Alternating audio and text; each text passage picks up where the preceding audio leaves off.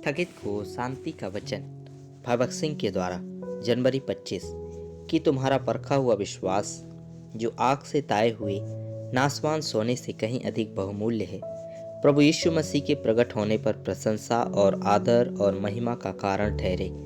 पहला पत्रस पहला अध्याय का 7 पद। परंतु तुम सिय्योन पर्वत के पास और जीवते परमेश्वर के नगर स्वर्गीय यरूशलेम के पास आए हो।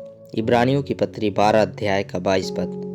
प्रभु चाहता है कि हम उस स्थिर नींव वाले स्वर्गीय नगर में अपना हिस्सा लें, जैसा कि हम इब्रानियों की पत्री 11 अध्याय का 10 पद में देखते हैं। उस स्वर्गीय नगर के लिए हमें तैयार करने के लिए हमें प्रभु द्वारा शिक्षा और ताड़ना देनी होगी, क्योंकि प्रभु जिससे प्रेम करता है उसकी ताड़ना भी करता है, और जिसे पुत्र बना लेता है उसको कोड़े भी लगाता है। तुम दुख को ताड़ना समझकर सह लो। परमेश्वर तुम्हें पुत्र जानकर तुम्हारे साथ बर्ताव करता है। वह कौन सा पुत्र है जिसकी ताड़ना पिता नहीं करता? यदि वह ताड़ना जिसके भागी सब होते हैं तुम्हारी नहीं हुई, तो तुम पुत्र नहीं पर व्यभिचार की संतान ठहरे। इब्रानियों की पत्री 12 अध्याय का 6 से 8 पद।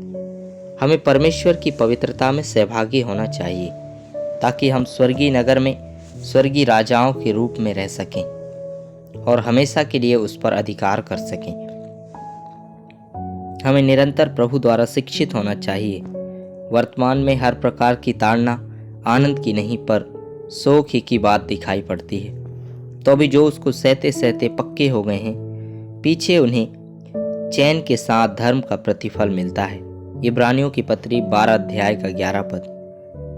परमेश्वर का उद्देश्य इतना महान है कि वह हमें उस स्वर्गीय नगर में नागरिक और राजा बनाना चाहता है, ताकि हम उसके साथ राज्य कर सकें, जहां स्वर्गदूत हमारी सेवा करने के लिए नियुक्त किए गए हैं। इब्रानियों की पत्री पहला अध्याय का 13 और 14 पद। अंत के दिनों में परमेश्वर सब कुछ हिला देगा।